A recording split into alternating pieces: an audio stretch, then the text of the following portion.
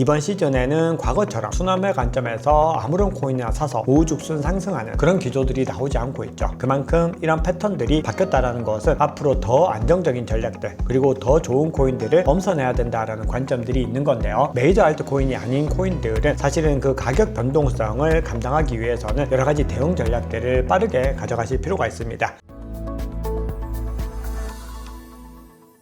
네, 크롱님들 반갑습니다. 박종환 작가입니다. 자, 오늘은 토요일입니다. 우리 크롱님들 주말 즐겁게 잘 보내고 계시죠? 자, 우리가 토요일과 일요일을 통해서 알트코인에 대해서 심도 깊은 분석들을 하고 있는데요. 늘 토요일과 일요일에 올라오는 영상들은요, 시의성을 고려하지 않은 우리가 이번 시즌 전반을 두고서 혹은 중장기적인 관점에서 살펴봐야 될 코인들과 투자 전략에 대해서 점검을 하고 있습니다. 그렇기 때문에 지금 현재 시점에서 가격이 전체적으로 시장이 부대끼더라도 그런 부분들에 대해서 너무 많이 개의치 마시고 우리는 중장기적인 관점을 꿋꿋하게 가지고 간다라는 부분들에 더 중점을 두셔야 됩니다. 시장에서는 아직까지 소화해야 될 거시경제 지표들이 많이 남아 있습니다. 그리고 9월 18일 기점으로 해서 FOMC 미팅에서 또 금리 인하가 어떻게 진행이 되는가, 그런 부분들까지 시장에서는 다 살펴봐야지 불확실성이 일정 부분 더 거쳐질 수 있다, 이렇게 보고 있는 거죠. 네, 지난주에 제가 예고를 드렸듯이 알트코인 톱 10을 선정해서 이번 시즌에 가장 중요하게 봐야 되는 알트코인 점검해 보겠다라고 말씀을 드렸는데요. 지난주에 탑5를 소개를 해드렸고 이번 주에도 남은 탑5를 소개를 해보도록 하겠습니다. 자, 그런데 오늘 다루는 이 코인들은 사실은 이 점수상으로 봤을 때 상당히 우열을 가리기 힘든 코인들이 많이 있었습니다. 그래서 제가 가지고 있는 기준들 중에서 펀더멘탈과 내러티브의 균형을 이루는 코인들 위주로 해서 최대한 이 두 가지를 동시에 만족시킬 수 있는 코인들을 선정을 했지만, 그럼에도 아슬아슬하게 후보가 되지 못한 코인들도 있다라는 부분들 강조를 드리고요. 그 코인들은 코인마스터 클럽 통해서 또 추가적으로 소개해 드릴 수 있도록 하겠습니다. 앞으로 우리 유튜버에서는 전체적으로 메이저 알트코인 중에서도 가장 메이저 알트코인 위주로 전략들을 살펴볼 겁니다. 왜 그러냐 하면은 이번 시즌에는 과거처럼 순환매 관점에서 아무런 코인이나 사서 우후죽순 상승하는 그런 기조들이 나오지 않고 있죠. 그만큼 이런 패턴들이 바뀌었다는 것은 앞으로 더 안정적인 전략들 그리고 더 좋은 코인들을 엄선해야 된다라는 관점들이 있는 건데요. 메이저 알트코인이 아닌 코인들은 사실은 그 가격 변동성을 감당하기 위해서는 여러 가지 대응 전략들을 빠르게 가져가실 필요가 있습니다. 그래서 코인마스터 클럽에서는 정말 다양한 코인들에 대한 여러 가지 시그널들을 말씀을 드리면서 다룰 수가 있는 부분들이 어떤 상황들이 발생했을 때 제가 긴급 속보를 통해서 빠르게 대응 전략들을 같이 공유할 수 있기 때문인데요. 이 유튜브 같은 경우는 그런 부분들이 제한이 되기 때문에 메이저 알트코인 중에서도 가장 안전한 코인들 위주로 해서 전략들을 소개해 드린다는 점 양해를 부탁드리겠습니다. 자, 그러면 나머지 탑5 코인들 하나씩 점검해 볼 텐데요. 첫 번째로 선정한 코인은 AV입니다. 자, 우리가 시대의 변화들을 정말 주목해서 살펴볼 필요가 있는데요.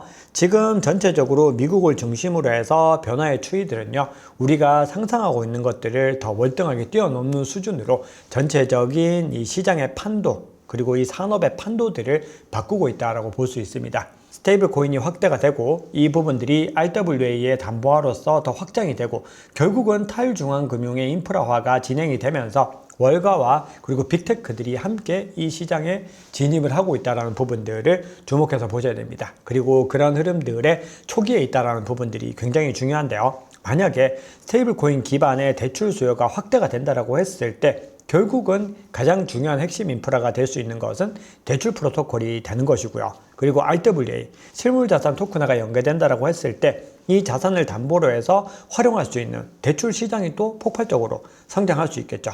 그리고 전통금융이 디지털화, 온체인화되는 흐름들이 가장 메인스트림이다, 이렇게 볼 수가 있는데, 이때 에이브 같은 이 탈중앙화 대출 프로토콜들이 글로벌 신용대출의 기본 레이어 역할을 할 수 있다. 그렇기 때문에 우리는 지금 시점에서 금융이 만약에 암호화폐 시장, 즉 블록체인, 크립토 시장으로 넘어올 때 가장 첫 번째로 주목해야 되는 분야가 어떤 것들인지 생각해 보면은 대출을 꼽을 수 있고요. 그 중에서도 가장 대장은 에이브다라는 부분들을 강조드립니다. 자, 에이브는요, 최근에 상장했죠. 월드리버티 파이낸셜과의 파트너십을 통해서 이 월드리버티 파이낸셜 토큰을 총 발행량 7%에 해당되는 토큰을 배정받았고, 그만큼 생태계 내에서 영향력과 수익성이 더 확대될 수 있다는 기대감이 나오고 있습니다. 자, 거기다가 모든 디파이 대출 프로토콜 중에서도 TVL이 가장 높고요.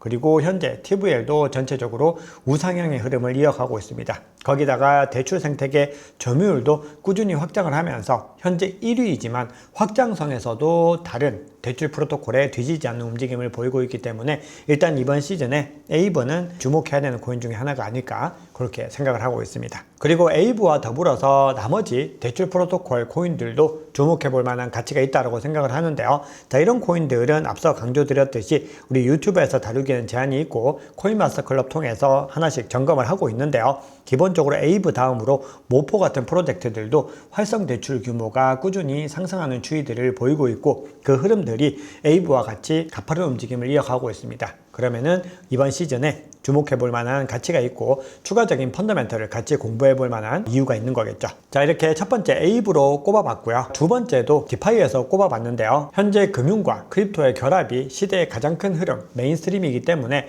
디파이 프로토콜과 디파이 관련된 인프라들을 주의 깊게 살펴보실 필요가 있습니다. 그래서 두 번째로는 체인링크를 뽑아봤는데요. 체인링크는 많은 크롱님들이 알고 계시듯이 오라클입니다. 자, 이 오라클이라는 것은 특정 메인넷에서 외부 데이터에 대한 요청을 하게 되면은 외부 데이터를 가지고 들어오면서 정확도 검증과 여러 가지 합의 과정을 거치면서 정확한 정보들을 제공하는 역할들을 하게 됩니다.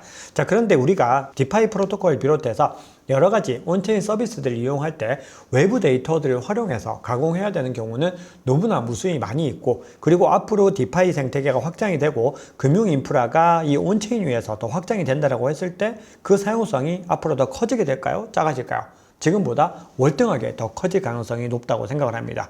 자, 그런 가운데 원래는 체인링크가 데이터 솔루션, 그냥 오라클로서의 역할에 그쳤었는데 지금은 온체인 경제의 전 세계를 통합하는 필수 서비스들을 모두 제공하는 광범위한 플랫폼으로 확장을 하고 있습니다. 그래서 데이터를 비롯해서 상호 운용성과 규정, 그리고 개인정보 보호, 레거시 시스템 통합 같은 올인원 오라클 플랫폼으로 발전하고 있다. 본인들은 끝없이 진화하고 있다. 이런 부분들을 스스로 천명을 하고 있습니다. 그래서 전체적으로 이 체인링크의 역할들은 앞으로 더 커질 가능성이 높다는 거죠.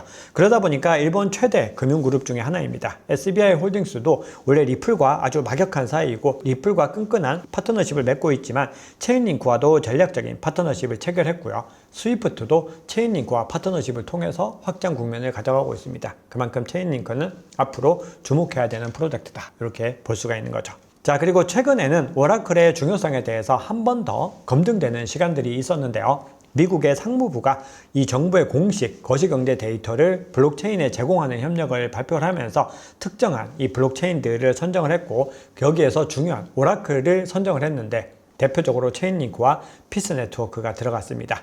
자, 그런데 체인링크는 이미 이 발표 전에 먼저 상승 국면을 가져갔기 때문에 그동안에 지지부진한 움직임을 보였던 피스 네트워크가 더 단기적인 반등을 했죠. 자, 그렇기 때문에 우리는 여기에서 또 중요한 국면들을 볼 수 있습니다. 오라클의 중요성을 볼 수 있었고, 결국은 가격이 더 크게 상승하는 것은 펀더멘털이 되고 내러티브가 되지만 아직까지 많이 오르지 않은 코인에 있다. 이 부분들을 볼 수 있는 거죠. 그런데 중장기적인 관점에서는 어떤 것들이 더 많이 오를까, 그리고 어떤 것들의 중요도가 더 높을까라고 생각했을 때 개인적으로는 체인링크다라고 생각을 하는 거죠. 물론 피스 네트워크에 대해서도 현재 시점에서는 가격 조정을 받고 있지만 그럼에도 체인링크 바로 다음 입지에 오라클이라는 점에서 일정 부분 주목을 하셔야 됩니다. 하지만 탑5에까지는 올리진 않겠습니다. 자, 다음은 하이퍼리퀴드입니다. 하이퍼리퀴드는 이번 시즌에 아주 혜성처럼 나타나서 엄청난 활약을 하고 있는데요. 이 하이퍼리퀴드에 대해서는 위험성에 대해서 더 강조하는 의견들도 있습니다. 하지만 기본적으로요, 하이퍼리퀴드는 내러티브성 코인이 아닙니다. 펀더멘털이 아주 강력하고요. 계속해서 이 강한 펀더멘털을 통해서 새로운 이벤트들, 굉장히 효율적인 토커노믹스에 대한 부분들을 제시를 하고 있는데요. 자, 한번 보시면은 하이퍼리퀴드는 무기한 선물 탈중앙화 거래소이고요. 시장 점유율이 현재 이 분야에서 80%를 돌파했습니다. 그리고 중앙화 거래소인 바이낸스 거래량 대비로도 13.6%나 나오고 있기 때문에 단기간에 엄청나게 발전했다고 볼 수 있죠. 그럼 한번 순위 보시면은 월등하게 1위를 차지하고 있는 것을 볼 수 있습니다.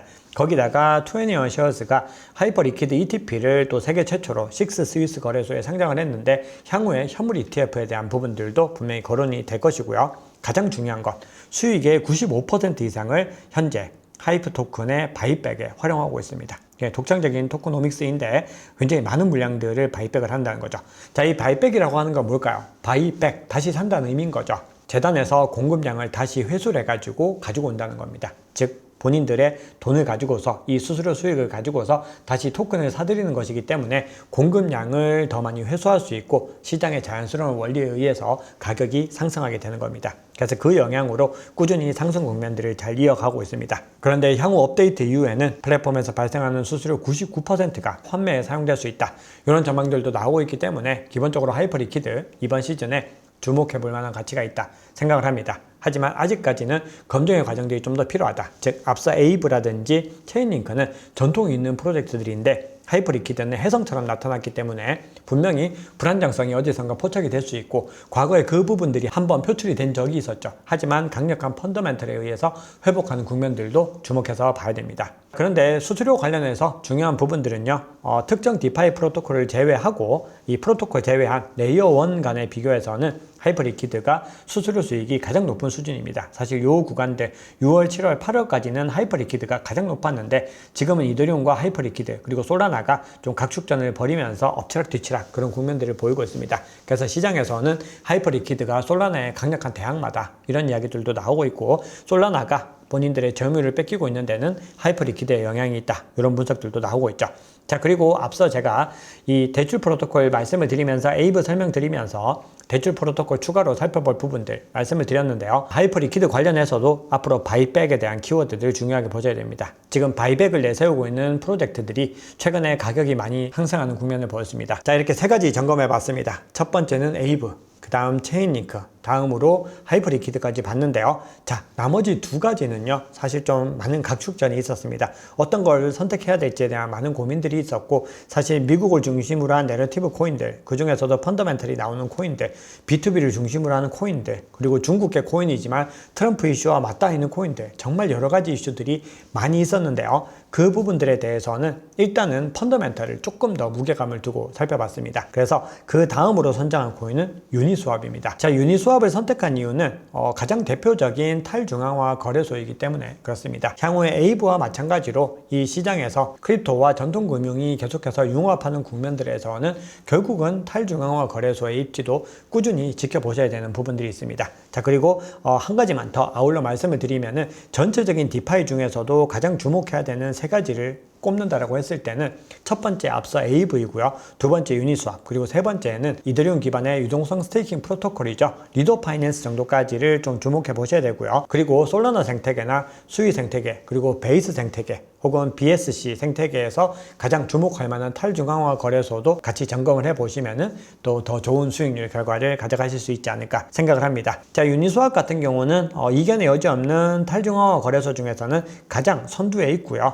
최근에 CFTC와 합의를 통해서 전체적으로 금융기관에서의 어떤 압박들에서 벗어나는 모습들을 보이고 있습니다. CFTC가 뭔가 잘못된 레버리지 옵션들을 제공을 했다라고 해서 이 유니스왑을 공격을 했었는데 벌금을 아주 적게 부과를 하면서 이 논란들을 이제 마무리하려고 하는 것이죠. 그렇게 됐을 때 유니스왑은 그동안의 어떤 규제적인 이슈들이 해소가 되고 불확실성이 해소가 되면서 향후에 중장기적인 상승 포지션이 더 나타날 수 있습니다. 거기다가 최근의 움직임 한번 살펴보시면은 온체인에서 가장 많은 유니 토큰을 보유한 상위 100개 주소가 지난주 동안에도 보유량을 또 증가시켰다라는 시그널들도 포착이 되고 있기 때문에 전반적으로 펀더멘털도 좋아지고 있는 것으로 볼 수 있습니다. 그래서 유니스왑까지 추가를 해봤고요. 마지막 10번째는 앞서 말씀드렸듯이 여러 가지 후보군들이 있었지만 도지코인으로 정해봤습니다. 자, 도지코인은 최근에는 좀 전반적으로 가격이 속 시원하게 상승을 하지 못했는데 도지코인에 대한 부분들은 전체적으로 커뮤니티에 정말 많이 회자가 되고 있고 이제는 때가 되지 않았나 뭐 이런 관점들도 사실은 많이 나오고 있습니다. 기본적으로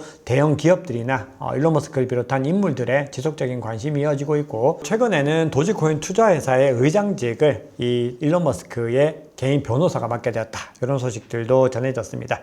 물론 특정 개인의 의존도가 높다는 것은 리스크이지만 그와 동시에 실제 활용처 연결의 촉매제로 가능한데요. 특히 결제 네트워크로서의 잠재적 활용성과 X와 같은 여러 가지 이 플랫폼에서 활용될 때 유용하다는 관점들이 있죠. 거기다가 높은 유동성 그리고 글로벌 인지도도 최상위권 코인이다 라고 볼 수 있습니다. 민 파워 더불어서 커뮤니티 파워가 있기 때문에 단순 투자자뿐만이 아니라 일반 대중들에게도 도지 하면서 브랜드로서 인식이 되고 있다는 거죠. 거기다가 지금 SEC의 기조가 많이 바뀌긴 했지만 그럼에도 상대적으로 더 안전한 코인으로서 도지코인이 거론이 되기 때문에 기본적으로 도지코인도 이번 시즌에 꾸준히 주목을 해야 된다라고 생각을 합니다. 자, 그리고 조금 아쉬운 부분들이 있어서요. 이렇게 몇 가지 정도만 더 가지고 와 봤습니다. 이런 코인들은 기본적으로 어떤 특정한 이유들이 있기 때문에요. 트론이나 아발란체, 스텔라 루멘, 리도 파이낸스, 카르다노 같은 코인들도 저마다 펀더멘탈과 내러티브적인 요소들로서 점검을 해볼 값어치가 있기 때문에 이 부분들 정도까지도 말씀을 드립니다. 네, 이렇게 중요한 코인들 또 몇 가지를 짚어봤습니다. 제가 앞서 말씀드렸던 코인들은요, 특정한 부분들에서 일단 펀더멘탈과 내러티브가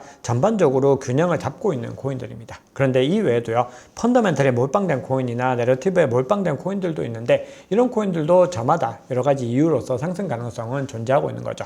그러면 우리는 투자를 할 때 반드시 이 코인을 투자해야 되는 이유에 대해서 스스로에게 반드시 물어봐야 됩니다. 그리고 또 중요한 부분들은요, 결국은 어떤 코인이든지 특정 코인을 너무 몰빵 투자한다거나 애정에 빠져서 투자하는 관점들은 중장기적인 관점에서 올바르지 못합니다. 몰빵 투자를 한다라고 했을 때는 적어도 비트코인과 이더리움을 중심으로 한 메이저 코인 몇 가지 정도만 가능한 것이기 때문에 우리는 늘 투자의 관점에서는 펀더멘탈과 내러티브를 동시에 고려하면서 포트폴리오 관점을 가져가셔야 됩니다. 그러면은 어떤 상황에서도 좋은 결과를 낼 수 있다는 겁니다. 결국 이 포트폴리오에서 안정형 코인과 수익형 코인들을 잘 배분하는 전략들이 필요한 거죠. 그리고 이 부분들을 매매 타이밍 관점에서도 같이 가져가는 그 전략들 같은 경우는 시장을 꾸준히 면밀히 관찰하는 부분들이 굉장히 중요합니다. 그래서 이런 부분들을 우리 코인마스터 클럽에서 함께하고 있다는 부분들 마지막으로 강조드립니다.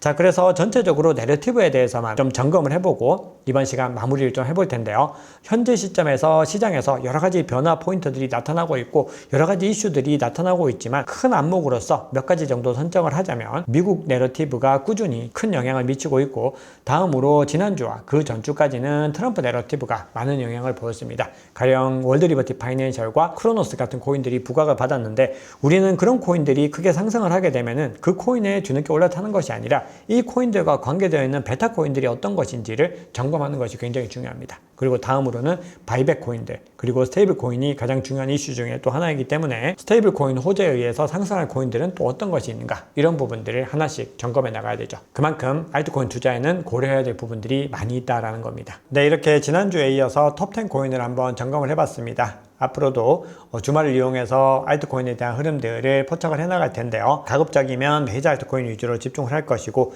만약에 톱10으로 말씀드린 코인들 중에서 중요한 변화 포인트들이 포착이 된다라고 하면은 그런 코인들은 특정 부분들을 같이 언급드리는 시간들을 최대한 가지면서 우리 크롱님들께 유용한 영상들 많이 올려드릴 수 있도록 노력을 하겠습니다. 네, 오늘 준비한 얘기는 여기까지입니다. 우리 크롱님들 오늘 영상이 도움이 되셨다면 구독, 좋아요, 댓글, 알림 설정 정중히 부탁드리겠습니다. 늘 우리 크롱님들의 행복한 투자, 성공 투자를 응원합니다. 남은 주말도 행복하게 잘 보내세요. 감사합니다.